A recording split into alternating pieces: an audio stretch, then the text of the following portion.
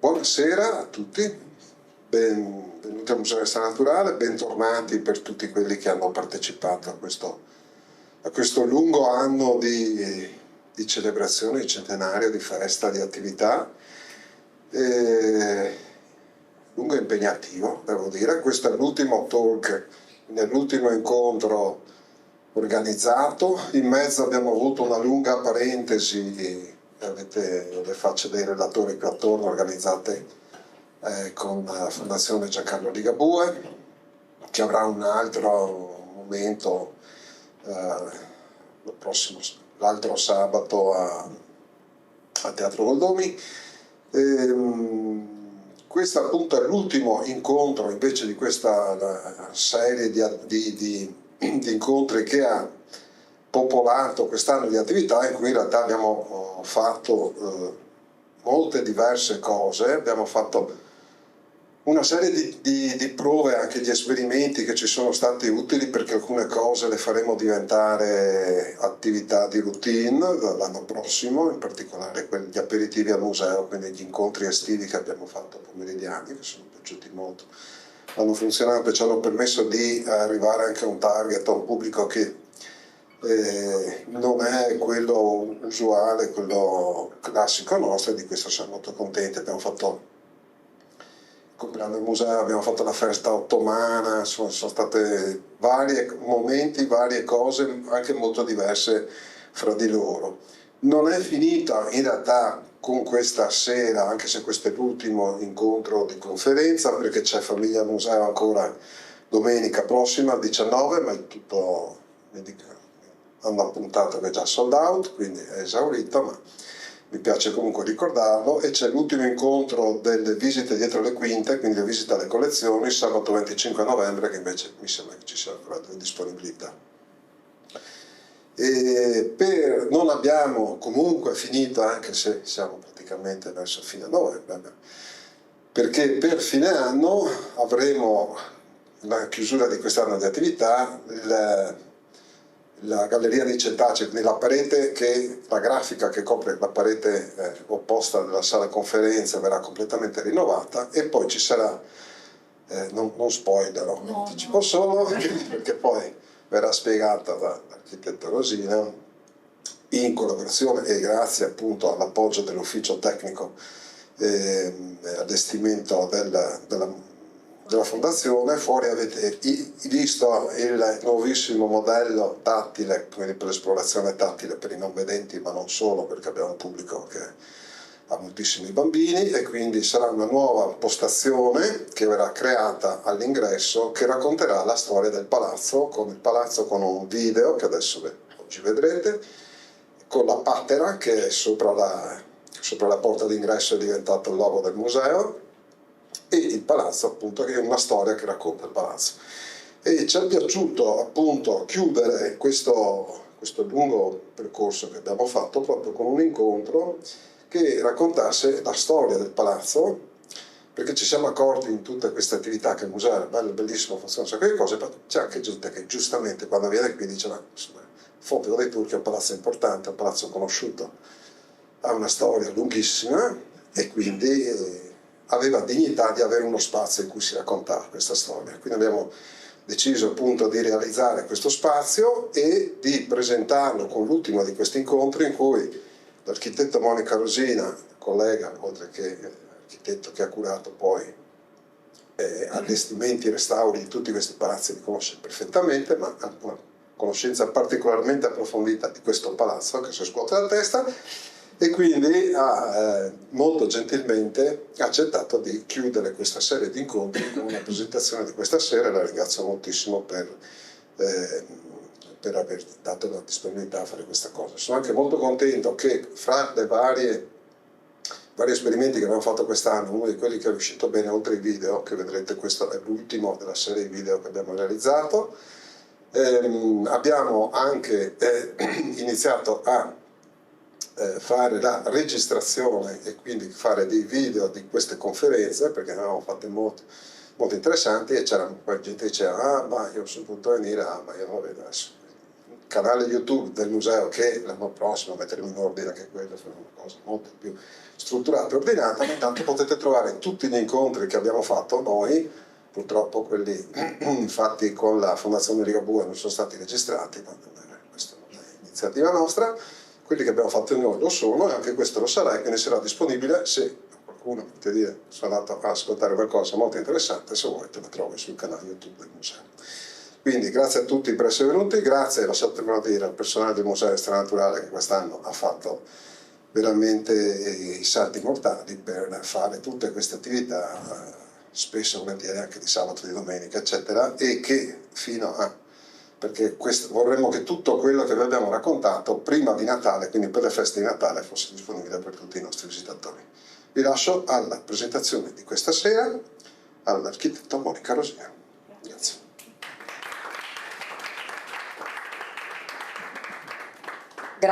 Grazie a tutti.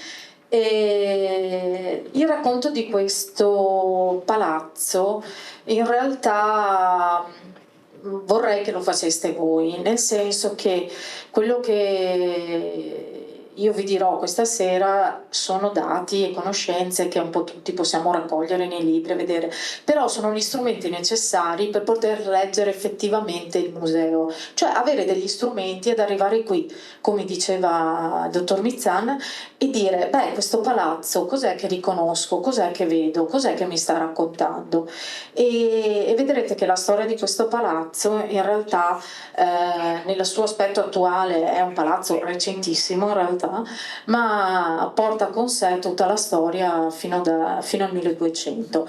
Quindi il titolo che vedete è proprio Da palazzo a Fondaco a museo, legando un po' anche la sua storia e la sua architettura alle destinazioni d'uso che questo museo ha avuto nel tempo. Ovviamente, come tantissimi palazzi veneziani, il museo attualmente museo, scusate, prima Fondaco, nasce in realtà come un palazzo di residenza. Un palazzo di residenza di cui si hanno le prime tracce, come vi dicevo, agli inizi del 300 e la cui storia continua poi come Fondaco e si conclude in realtà come museo. Dovete già sapere che nella foto che vi ho messo qui vedete che sono rappresentazioni di periodi diversi appunto di questo edificio, e ecco, nell'ultima parte della sua vita era già stato pensato come museo, cioè visto come Fondaco ma già pensato come museo da Berchet. Vedremo che da subito, dai libri, dalle pubblicazioni, già a metà dell'Ottocento, intorno agli anni 60, diciamo, questo museo era stato destinato non tanto al Museo di Storia Naturale, come sapete, ma per vicinanza alla collezione del Museo Correr. Infatti è stato Museo Correr per pochissimo tempo, però per un tempo utile per produrre appunto la costruzione e la destinazione d'uso fatta da Berchet. Intanto ho messo questa data, 1298, l'inizio, diciamo, un po' la storia. L'edificio si ha conoscenza dell'esistenza di questo edificio, non tanto della costruzione, per un lascito del 1309. Le prime scritture sono del 1298, quando questo nobile Palmieri da Pesaro, proveniente da Pesaro addirittura in esilio, arriva a Venezia e risiede esattamente in questo edificio, in questa casa.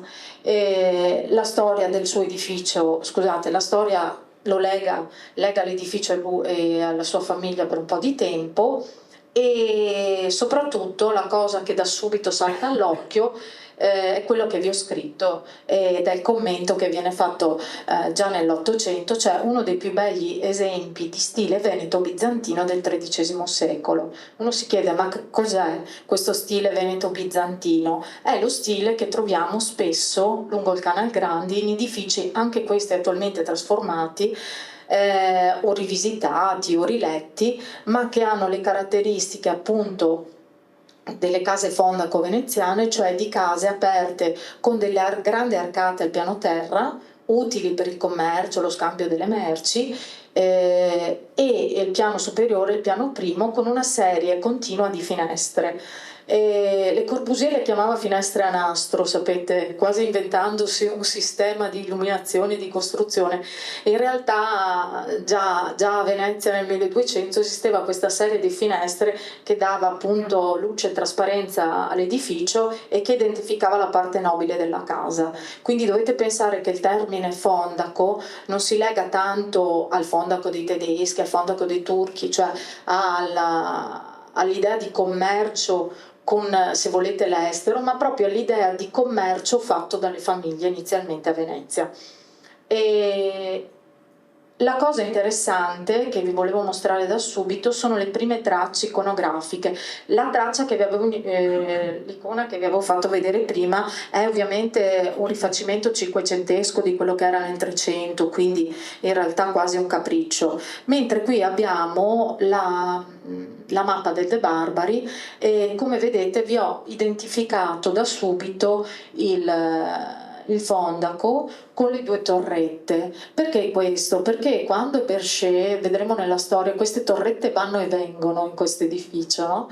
E quando Berchet decide che vanno ricostruite, cita proprio il De Barbari, perché non ci sono grosse iconografie, grandi numeri di iconografie sul fondaco, tanti scritti e le torrette sicuramente erano presenti, però anche qui la ricostruzione che ne viene fatta è un po' azzardata, nel senso che si vede quasi il retro. L'altra immagine, che è sempre una mappa di Venezia, è un rifacimento del 1680, ma è un rifacimento della mappa del De Barbari, è sempre per dare testimonianza che in quel periodo appunto il fondaco era identificato con queste due torri.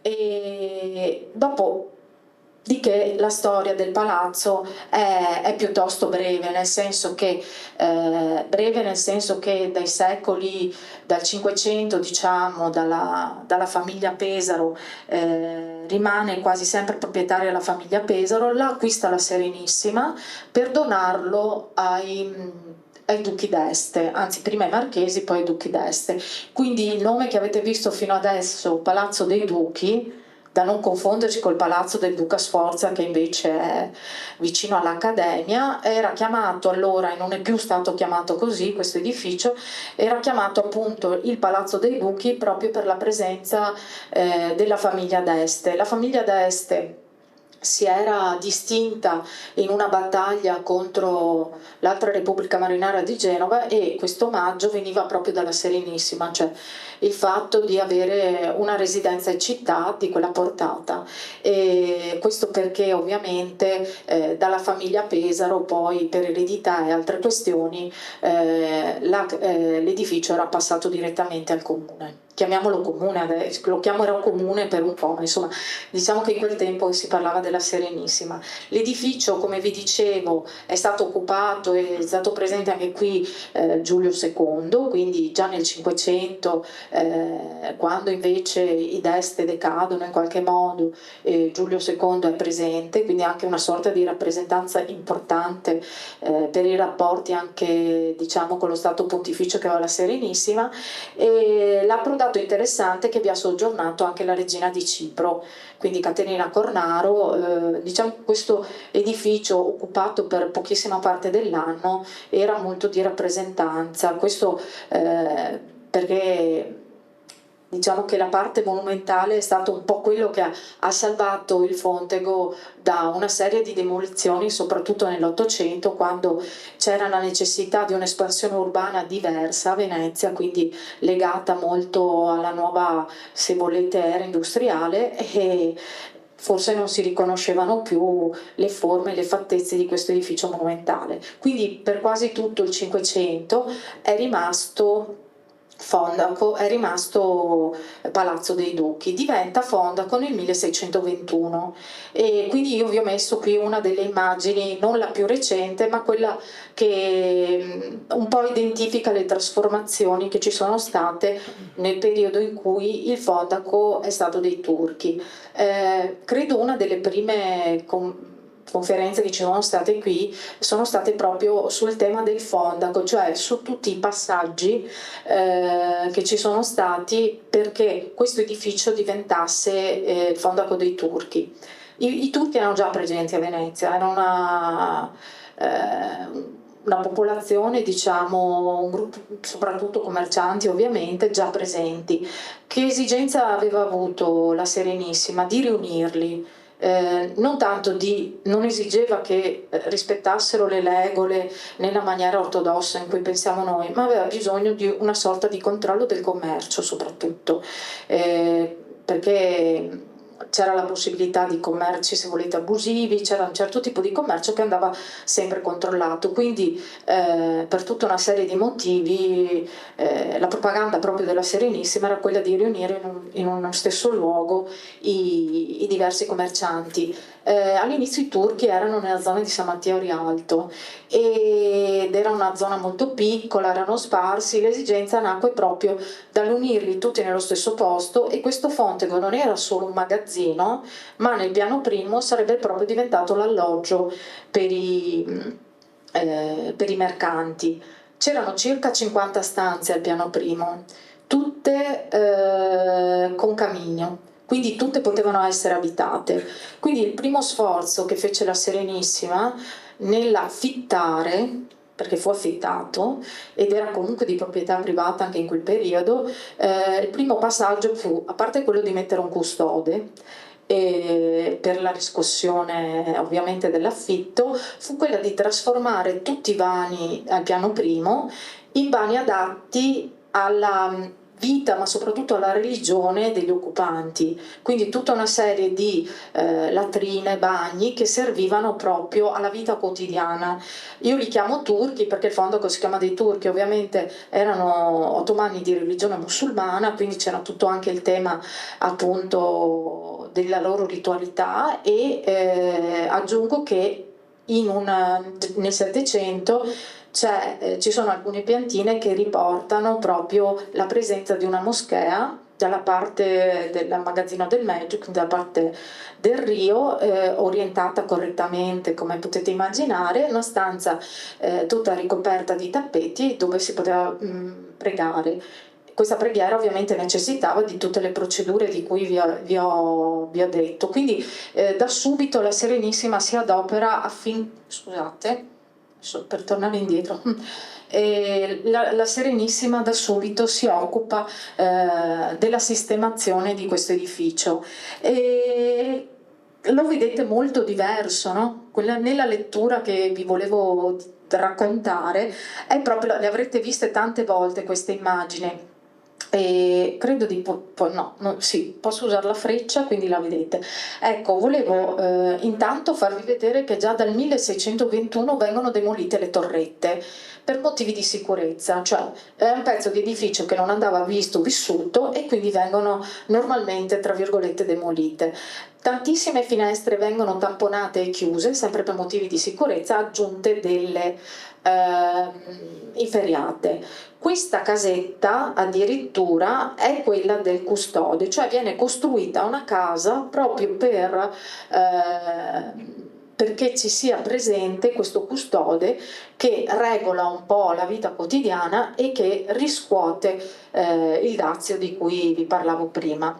Quindi tanti tamponamenti che noi vediamo sono proprio dovuti a motivi legati sia alla sicurezza di chi viveva al piano primo, e il muro che costruiscono al piano terra è un muro invece proprio di sicurezza, diciamo, per i furti, per il commercio. Devo dire che questa soluzione di convergere tutti i turchi, tutti gli ottomani nello stesso edificio ha risolto molti problemi alla Serenissima, perché c'erano vari contrasti molto difficili da regolare sia da una parte che dall'altra. Anche i veneziani, diciamo, che erano un po' dispettosi, sempre per temi commerciali, non per vandalismo o altro, e quindi ritrovare tutti nello stesso edificio è stato molto utile, ma nella sicurezza soprattutto degli ottomani.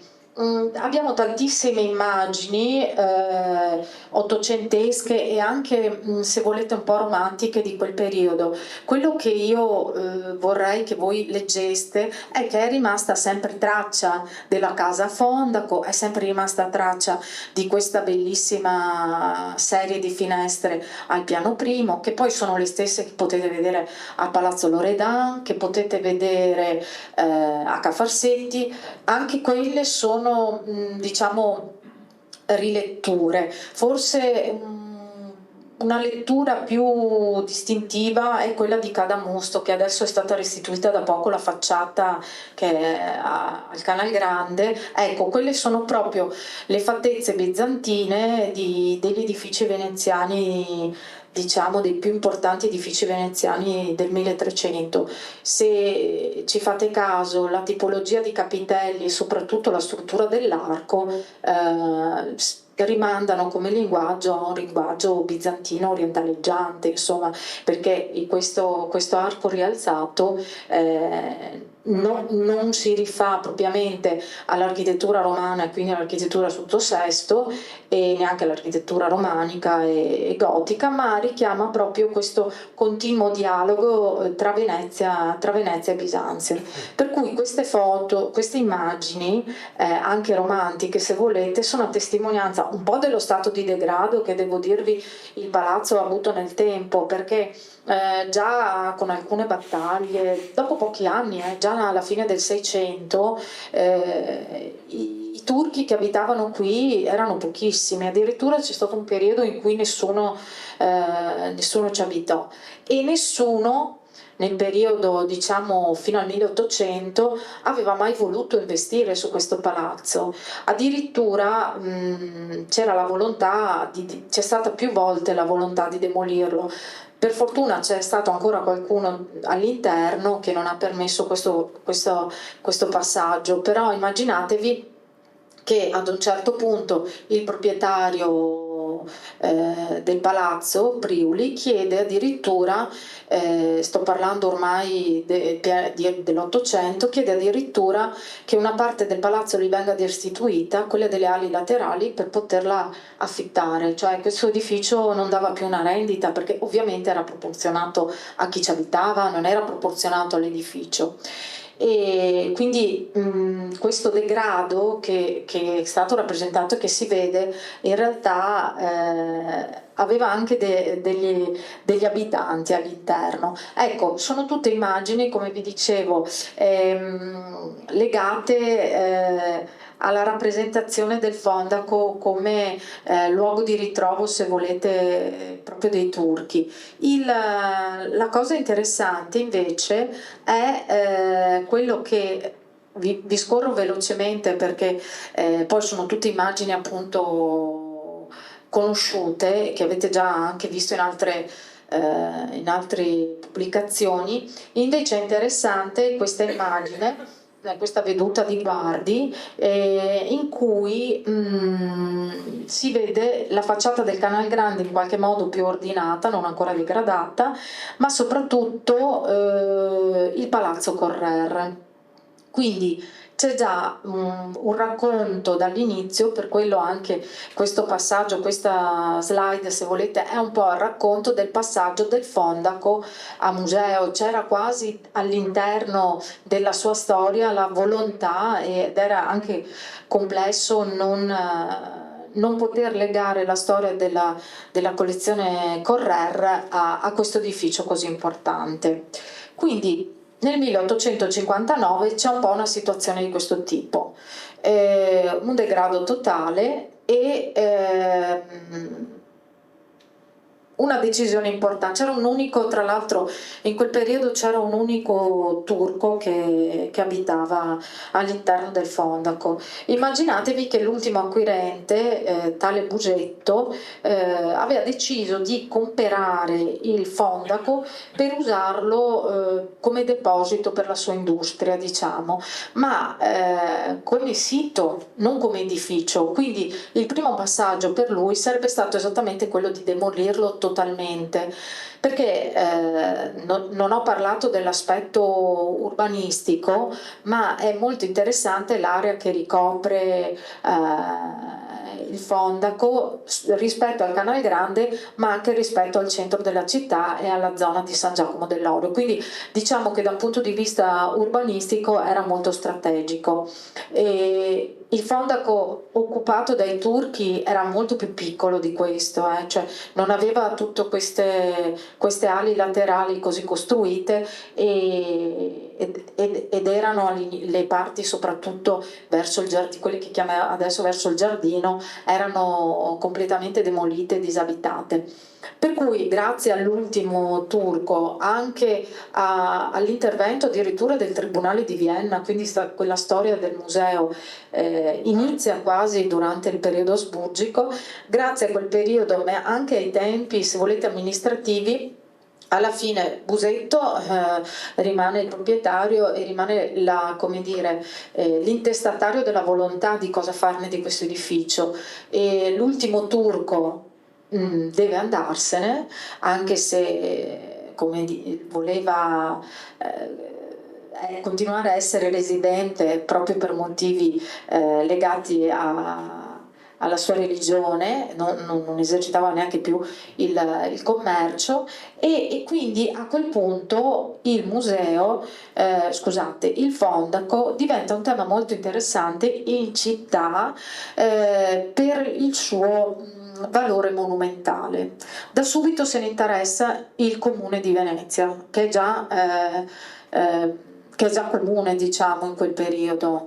Siamo nel passaggio tra gli Asburgo e il Regno d'Italia, quindi c'è un interesse primario intanto verso l'edificio stesso. Poi c'è tutto un altro tema, per cui vi ho messo queste immagini di Ruskin del 1845, che è un'immagine molto romantica, perché qui nasce tutto un tema legato al restauro, cioè cosa si vuole restituire di questo edificio, come lo si vuole raccontare, che cosa si vuole fare di questo edificio.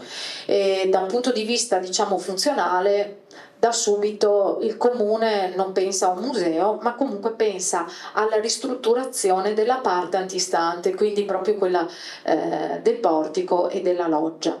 Mentre nasce un forte dibattito sulla restituzione vera e propria dell'estetica e dell'immagine della facciata. Quindi ci sono varie teorie, ovviamente. Sapete che nell'Ottocento ci sono temi legati al restauro che sono il restauro filologico, quindi la ricostruzione uguale all'iconografia storica, che è un tema che forse ha perseguito Berger per motivi nostalgici. Ruskin, per esempio, aveva una necessità diversa, voleva raccontare non solo la stratigrafia, la storia dell'edificio, ma addirittura, come un vero romantico, l'intervento della natura. Quindi tutte quelle piante che avevamo visto prima forse le avrebbe anche volute conservare. Quindi nasce appunto, come vi dicevo, un forte dibattito che alla fine vede Berger come progettista e realizzatore del progetto su una linea quasi di restauro filologico. Come vi dicevo prima, anche per la costruzione delle torrette si rifà, lo scrive anche nel libro, si rifà a un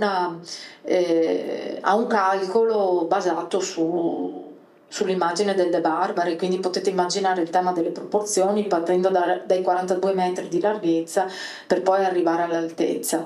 Ecco, qui abbiamo un'immagine del 1861 dove tra i vari temi si evince che c'era un grosso tema anche di pericolo di incolumità pubblica, per cui vengono fatte delle puntellazioni in quel periodo, ma non c'è ancora in realtà una vera e propria volontà di riprendere in mano l'intero edificio. Il libro che ho qui, non so se lo conoscete, è Il Fondaco dei Turchi in Venezia.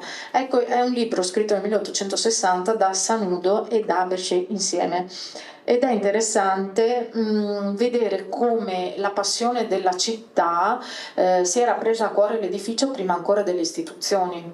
Cioè questi due personaggi scrivono e raccontano del Fondaco dei Turchi facendo delle ricerche.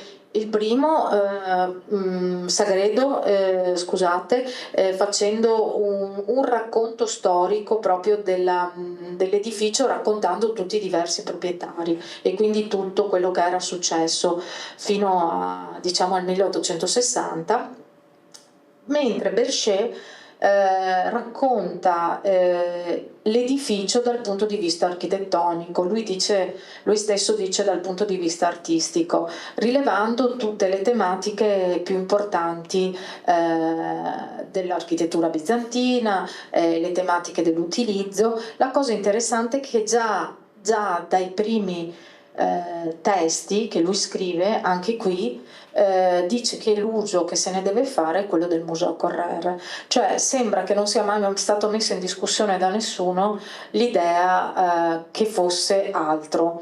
Ve lo dico perché questo si vede dal mio punto di vista. Quando vi dicevo prima di strumenti della lettura di questo edificio, io penso che tanti di noi, passando davanti alla facciata del Fontico, si sia chiesto perché è stata ricostruita in questa maniera quasi favoleggiante, no? Perché è un po' legata alla memoria, al ricordo. In realtà vere e proprie tracce scientifiche non ne abbiamo. Tanti ritrovamenti archeologici, cioè finché c'era il cantiere nell'Ottocento sono state trovate colonnine di vario periodo, quindi anche materiale di spoglio, tantissime le pattere che ancora non erano più locate ma magari erano state sepolte, per cui durante gli scavi tante cose sono state ritrovate. Tante altre cose, come vedrete, sono state ricostruite, ma sulla base anche di ritrovamenti fatti esattamente qui e non più utilizzabili, anche gli stessi disegni dei capitelli. Quindi nel suo racconto da subito c'è questa volontà di ripercorrere una monumentalità diversa dagli altri fondali. Cioè, pensate al fondaco per esempio dei turchi, certo era stato dipinto da Giorgione, quindi comunque una tedeschi, scusate, a forza di dir turchi, ecco, era stato dipinto da Giorgione, vi dicevo, però rimane un edificio estremamente semplice in un posto che è il mercato cioè che è il ponte di Rialto, dove in realtà invece gli edifici attigui sono piuttosto ricchi. Ecco, quindi quando lui, Berchet intendo, vuole riproporre il fondaco nella sua origine, parla tante volte dell'origine. A me ha molto colpito perché aveva una convinzione di fondo nella lettura, se voi poi leggete, di essere certo di quale fosse l'edificio, di quale fosse l'immagine iniziale, mentre lui in realtà si ritrova davanti a questo. Quando inizia il lavoro si ritrova davanti a questa situazione, quindi la casa del custode, un muro davanti, quindi insomma non è un lavoro facile, ma addirittura parte da delle disquisizioni interessantissime anche sull'uso dei materiali, per esempio, no? Sul fatto di riscoprire tutta una serie di marmi che non sono tra virgolette europei, nel senso che tanti non sono europei, tanti marmi erano greci, tanti marmi venivano dall'Asia Minore, quelli che riconosce lui, ma nel libro stesso dice non sono da meno delle nostre cave nel Veronese, nelle nostre cave dei Colli Euganei, quindi aveva già una risposta per tutto, questo ancora prima che gli venisse fatta la domanda, ed è molto interessante questo approccio, perché poi invece durante i lavori è estremamente utile alle richieste, alle notifiche che gli vengono fatte dai diversi enti, insomma. Qui vi ho messo in realtà una sorta di inquadramento generale di cosa stava succedendo in quel periodo. In quel periodo c'erano grandi restauri in tutta la città, e ultimo forse è stato quello appunto del Fondaco. Era stata rifatta la cupola dell'Ascensione dentro San Marco, era stato rifatto completamente, io dico rifatto perché il restauro anche di Palazzo Franchetti è stato veramente un restauro filologico e un restauro dell'immaginazione, cioè come poteva essere un edificio di gotico veneziano. Le tracce c'erano, certo, ma una ricostruzione così lineare era la volontà di ridare un'immagine anche di un periodo storico di Venezia importante, forse diverso dall'Ottocento. In quel periodo, nello stesso periodo in cui si stanno svolgendo a Venezia tutti questi restauri, il Fondaco ha ancora davanti la casetta del custode e ancora la tamponatura del muro, che in realtà era un muro che, come avete visto prima, era già crollato, insomma, non era più quello di prima. Iniziano comunque i primi lavori. I primi lavori, come vi dicevo, sono la messa in sicurezza. Perché stava crollando questa parte. Attenzione, una cosa importante, il lavoro dura tantissimo, dura più di 20 anni il lavoro di restauro, perché non è stato affrontato, anche se idealmente è stato affrontato in maniera omogenea, dal punto proprio di vista degli interventi è stato affrontato in periodi diversi. Quindi la prima parte che viene restaurata è ovviamente quella monumentale sul Canal Grande, per cui si inizia da questa parte e si va a concludere con la ricostruzione delle due ali laterali e del cortile, la ricostruzione del cortile. Tra l'altro nel cantiere si trova anche, quindi come vi dicevo prima, negli scavi che chiamiamo archeologici, perché ovviamente nel corso dei lavori sono stati fatti scavi effettivamente importanti, con ritrovamenti importanti, è stata trovata anche una cisterna all'interno del museo, quindi era del museo, lo chiamo così adesso, insomma all'interno del Fondaco è stato ritrovato. Ecco, qui alcune immagini che adesso vedrete, già alcune prima, ma dalle prossime in poi, vengono tutte dalla biblioteca Correr, quindi volevo anche ringraziare i miei colleghi della biblioteca che mi hanno aiutato a tirare fuori del materiale che probabilmente è stato visto da studiosi ma non è mai stato pubblicato. Era un faldone abbastanza importante, quindi ho fatto una selezione anche sulla base di quello che vi volevo raccontare. Sono rimasta colpita dai dialoghi dell'architetto, quindi mi sono un po' messa nei panni, lavorando anche in Fondazione Musei Civici, quindi lavorando su beni storici vincolati di proprietà pubblica. Ho ritrovato degli atteggiamenti, delle letture, delle scritture estremamente contemporanee, quindi mi sono un po' concentrata anche su quello, perché mentre ecco in questa parte iniziale, io non so se voi leggete, non leggete niente, vero?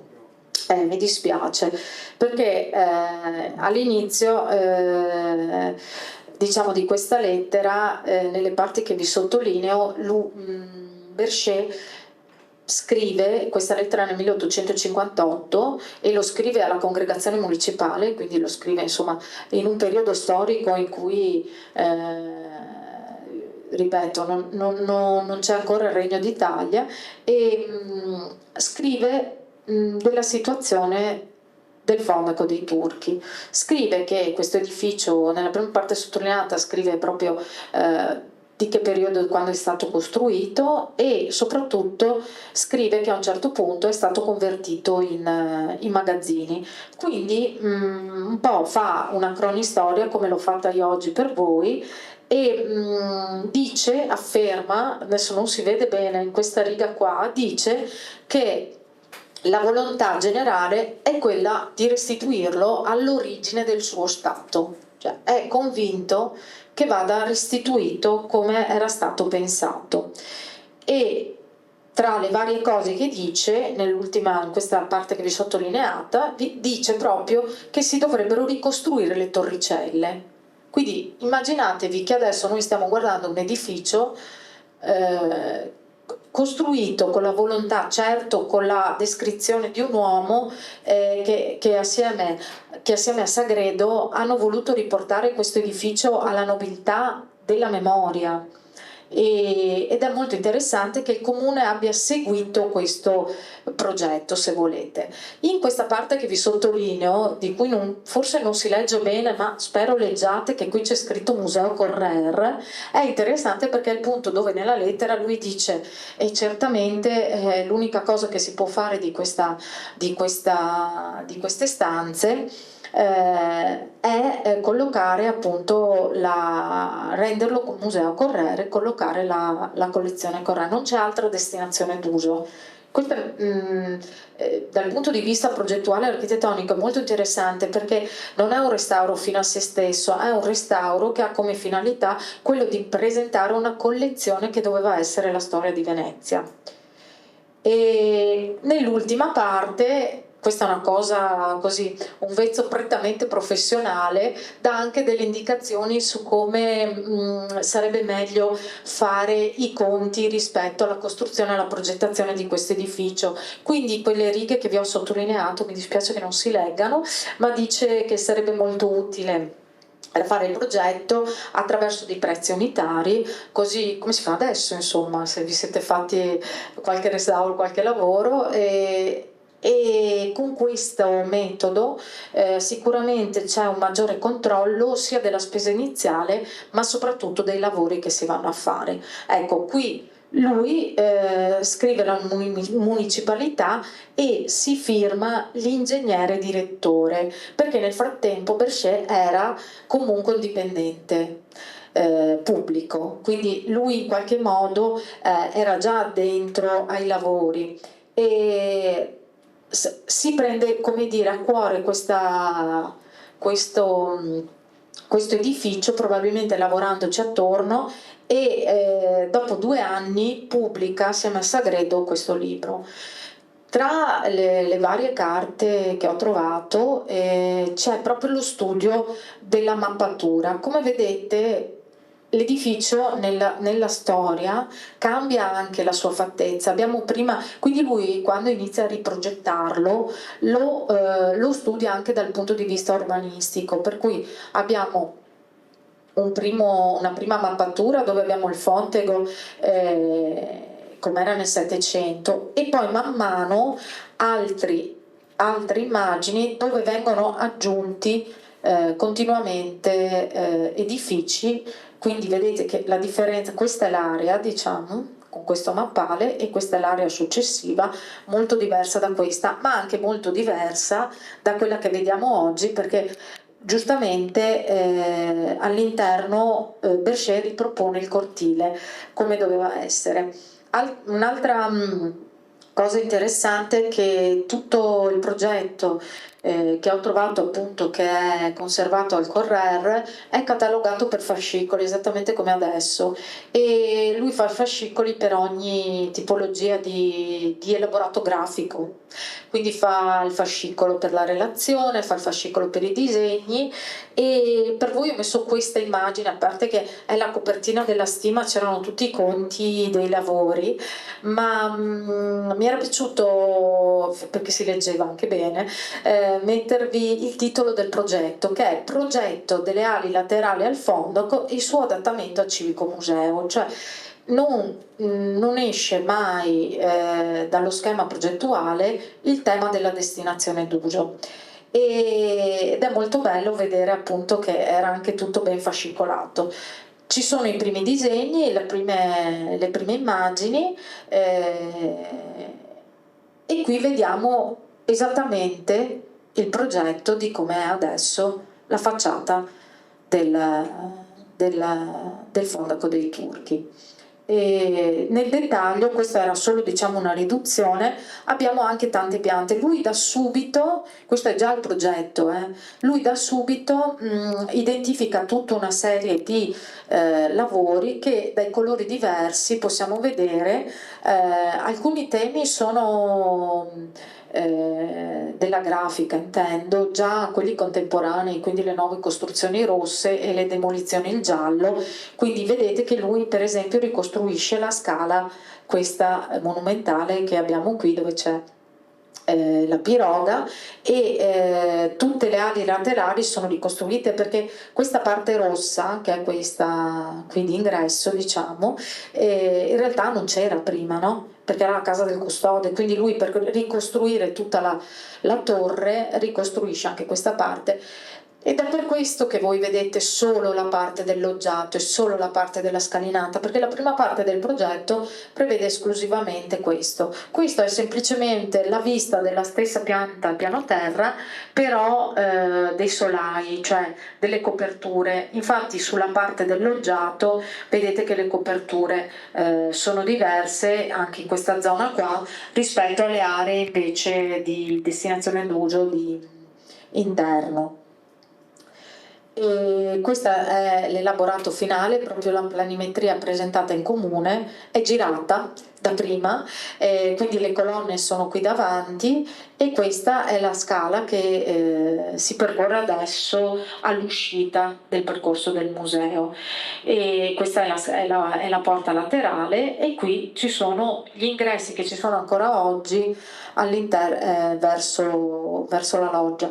Devo dire che ci sono state varie versioni, io ho messo le più semplici perché poi magari era anche poco utile, però sul piano terra ha lavorato parecchio per ritrovare per esempio queste aree qua per le scale, aveva fatto più volte dei rimaneggiamenti. Questo per dirvi che la parte interna è stata elaborata per essere un museo, ripeto, non ha preso, anche se c'erano delle piantine già del 600, ma erano talmente elaborate proprio per l'intervento dei turchi, per tutte le superfettazioni che c'erano state, che appunto erano poco utili a lui, che in realtà voleva semplicemente restituire la facciata monumentale. Qui mi era piaciuto mettere questo articolo, un estratto di un articolo della Nazione di Firenze in cui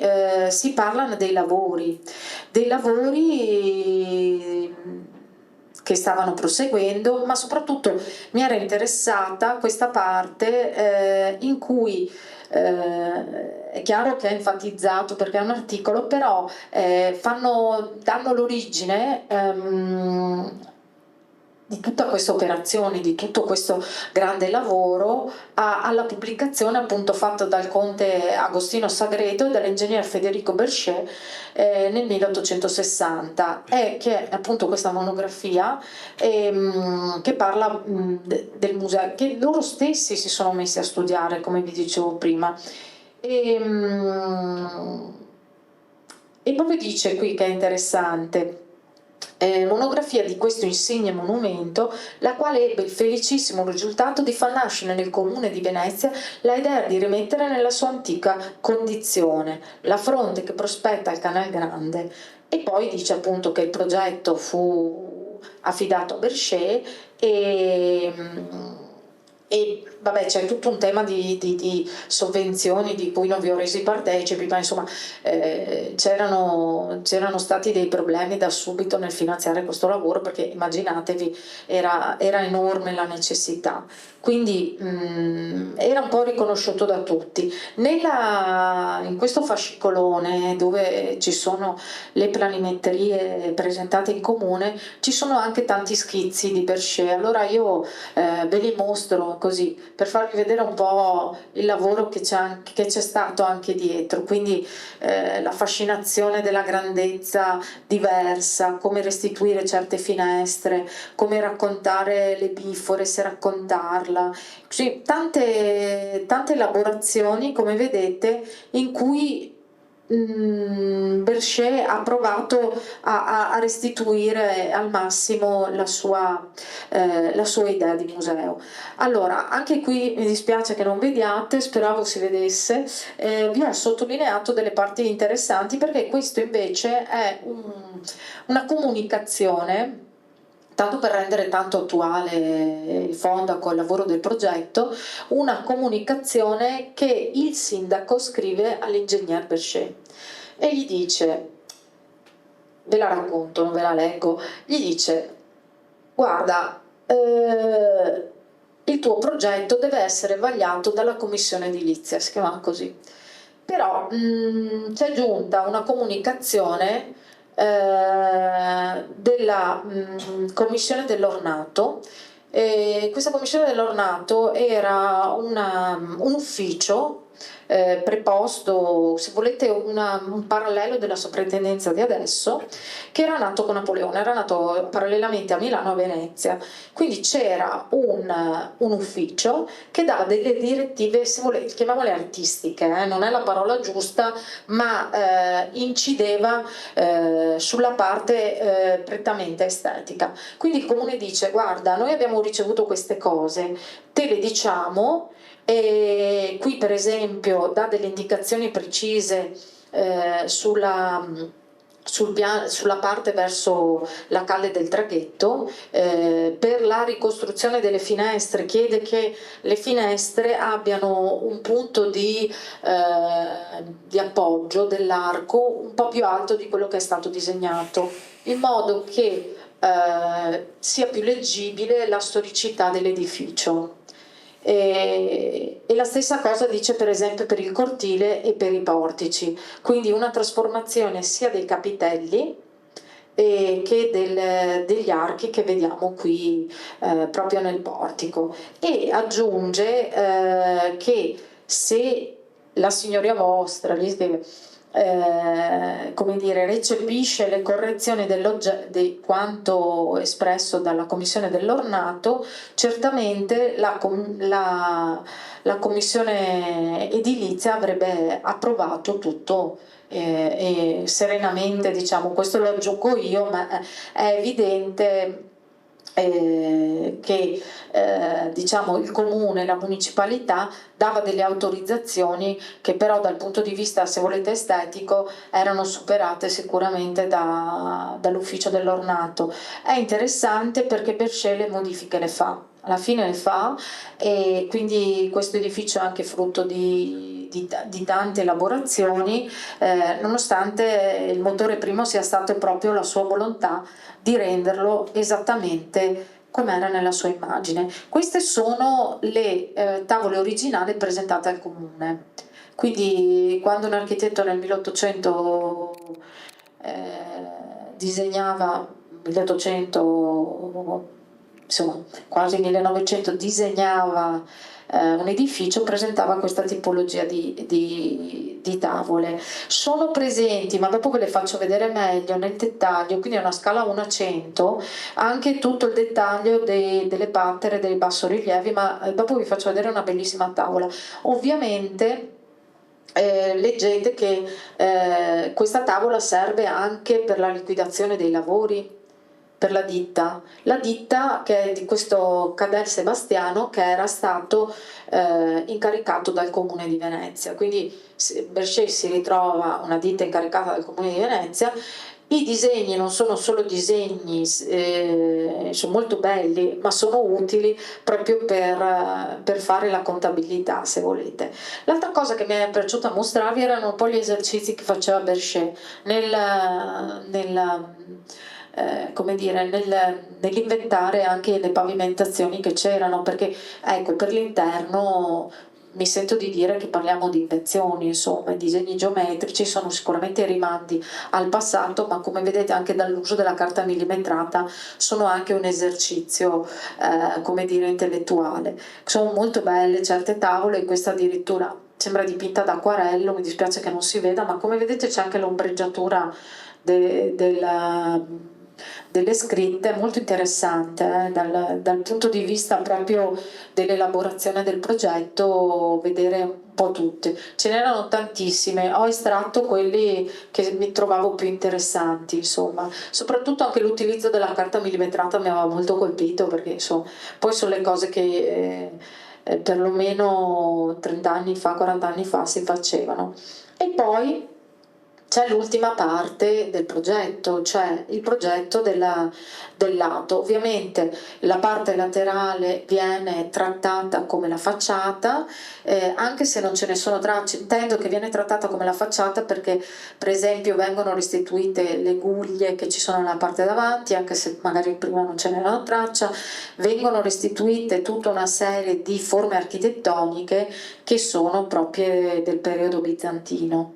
L'altra parte interessante invece sono tutti i disegni di tutte le pattere. Questa, guardate, si vede benissimo, è identica ed è sul Canal Grande. Quando voi percorrete il Canal Grande è la prima patera che si vede venendo dalla stazione, diciamo, è proprio è qui davanti, ecco. Tanto per spiegarvi, la vedete benissimo, è identica e qui ci sono le elaborazioni delle pattere. Questi sono dei parapetti in realtà, sempre perché sono stati costruiti rifatti, no?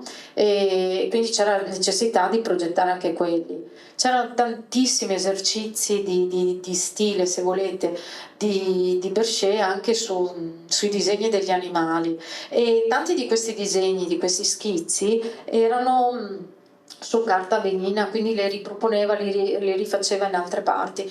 Questa è sempre una tavola, anche questa, delle pattere.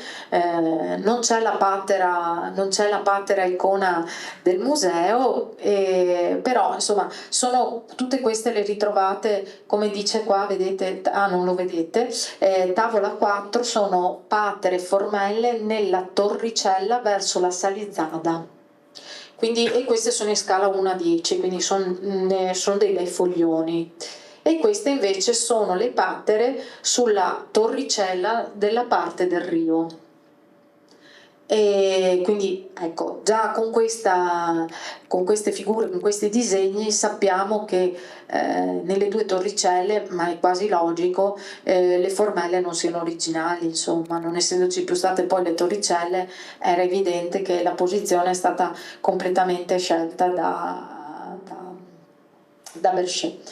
E questo è il fondaco, non so se si vede bene durante il restauro, perché ci sono alcune parti ancora qui, l'ho messa perché è interessante, durante i lavori c'era molto ordine, ma insomma c'è ancora qualche parte di accumulo di ghiaia di terreno, e qua c'è tutta una palizzata, perché devo dirvi che sul tema del loggiato ci sono state tantissime discussioni, se riproporlo appunto aperto, ma poi la congiunzione di Berchet, la scelta che sia un museo e la possibilità di avere spazi in più, si è deciso di progettare dei serramenti adatti in modo che tutto il loggiato fosse chiuso e non fosse percorribile, mentre la parte al piano terra giustamente è rimasta un portico aperto come doveva essere un fondaco originale.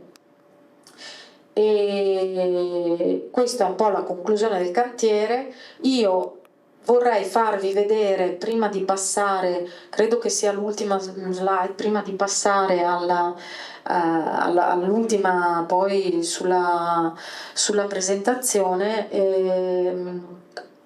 vi volevo far vedere il video di cui appunto il dottor Mizzan aveva parlato. Ecco, diciamo che mi è piaciuto un po' concludere anche il tema del restauro con un'icona che è del 1880, cioè non è una fotografia ma è di nuovo un'immagine, no?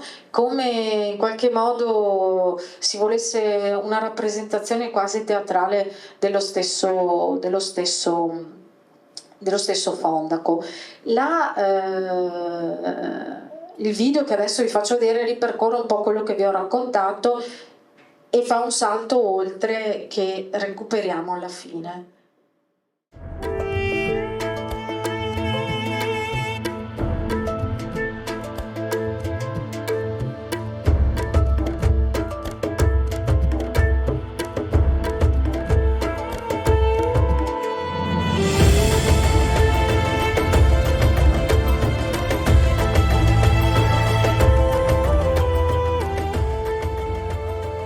L'attuale Fontego dei Turchi fu l'ultima dimora veneziana degli Ottomani. Istituito nel 1621, mantenne la sua funzione ben oltre la caduta della Serenissima e, come tutti gli antichi palazzi di Venezia, ha una storia lunghissima che precede la presenza turca.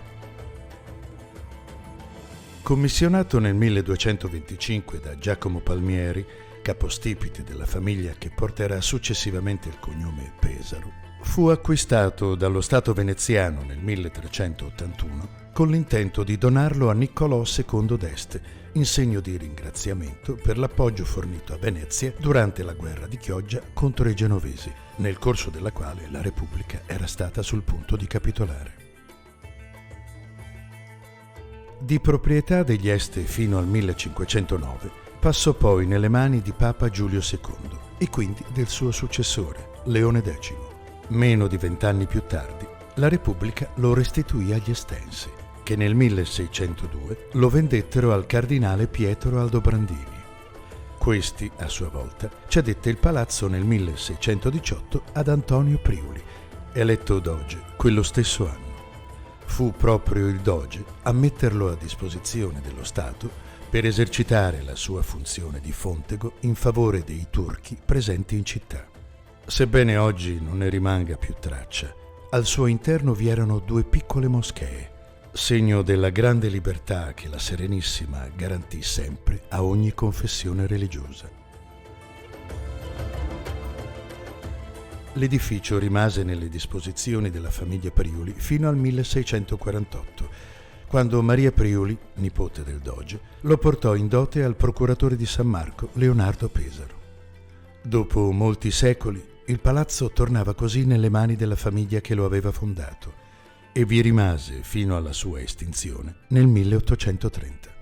Il fontego passò di mano in mano fino al 1860, quando fu acquistato dal Comune di Venezia per 80.000 fiorini allo scopo di ospitare il Museo Correr, oggi in piazza San Marco.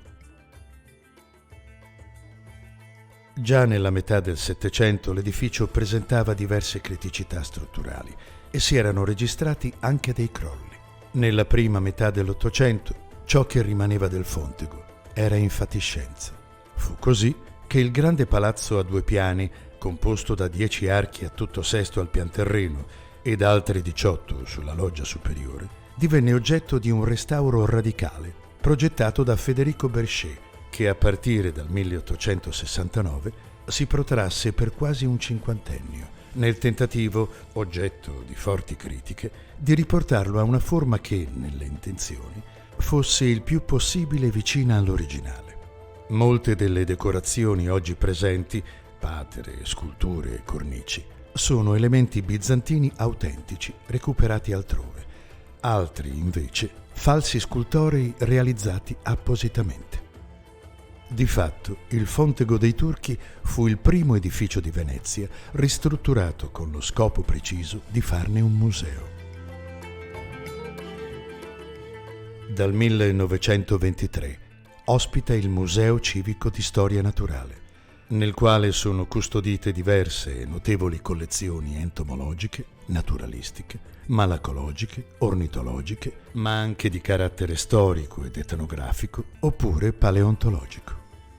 Un tesoro di storia del mondo e della natura che abita nel cuore antico di Venezia.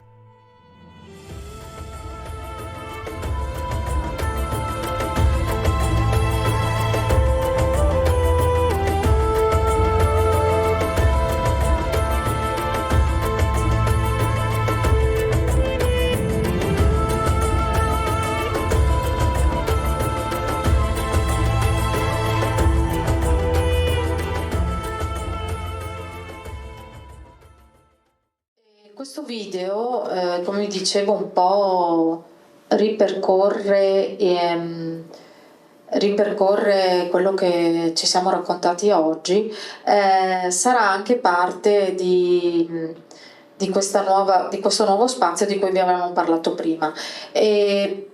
nel tema appunto di cosa leggiamo, nel tema architettonico del Fondaco rispetto alla sua storia, una storia che banalmente, se volete con una sintesi estrema, può essere divisa in palazzo, in Fondaco e in museo. È interessante che ognuno di noi poi si interroghi su cosa sta leggendo.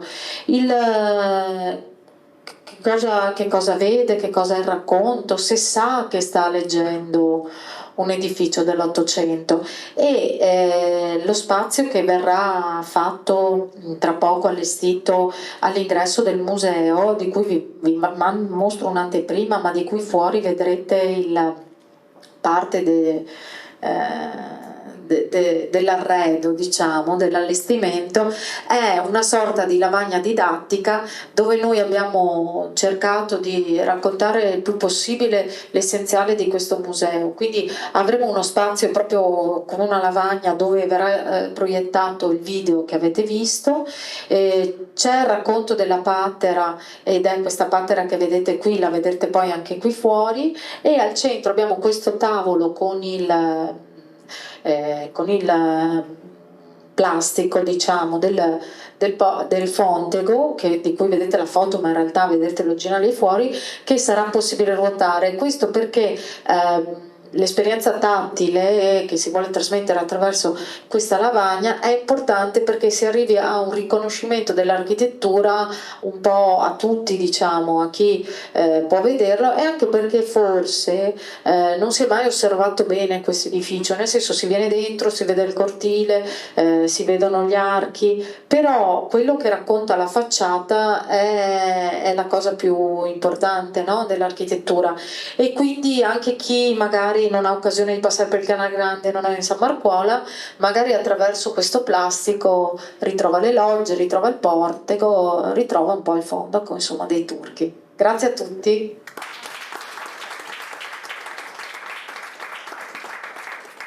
Quindi domando un'osservazione: dispiace da morire che l'acqua alta non l'avessero considerata nell'Ottocento e avessero in qualche maniera... Devo dire la verità che c'è uno scritto importante sulla richiesta di alzare, l'hanno alzato un pochino, io non vi ho detto tutti i dettagli, però nella loggia si vede questa volontà di alzare l'edificio, e c'è qualche gradino, adesso se ci fate caso quando passerete, dove c'è diciamo la loggia esterna, abbiamo dei gradini più alti.